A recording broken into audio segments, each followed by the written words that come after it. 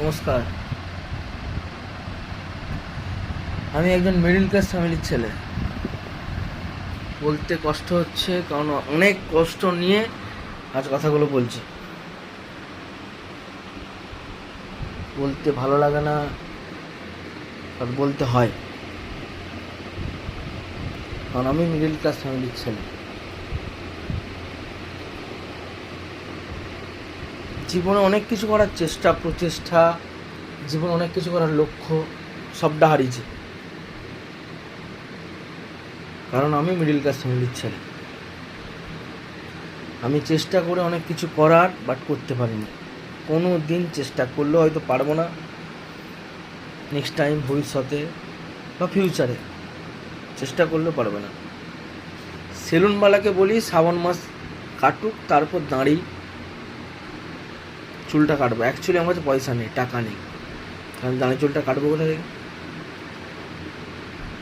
ডিজাইনটা অ্যাকচুয়ালি ডিজাইনের মতো করছি না। এখানে আমার এটা একটা গিটার, ইলেকট্রিক গ্রাসন ব্ল্যাক ক্যাট। এটা একটা গিটার, আমি দুটোই বাজাই না, কারণ আমি মিডিল ক্লাস ফ্যামিলির ছেলে।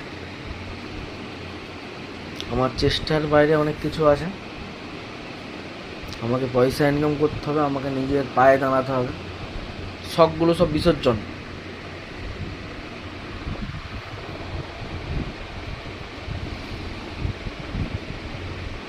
এটুকুই বলবো সবাইকে যে নিজের জীবনটা আগে নিজের মতো বেছে নেওয়াটাই ভালো। সময় থাকতে নিজের জীবনটা নিজের মতো বেছে নেওয়াটাই ভালো।